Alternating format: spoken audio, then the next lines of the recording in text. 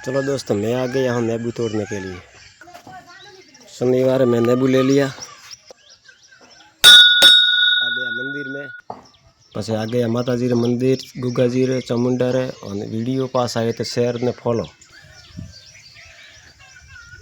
चलो दोस्तों, हेमराज ठाकुर लोकेशन बताऊँ। पालो पहले बाजरी उभी थी, वाडी परी है। बाजरी सही है 10 बोरी आम थी, 1.5 थैली थी, 10 बोरी बाजरी सही है। પછી मेरा घर का लोकेशन।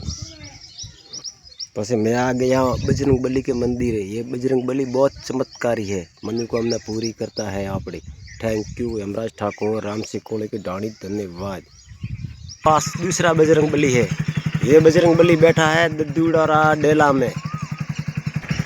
ये नेर रजा है राम सिंह कोले की डाणी।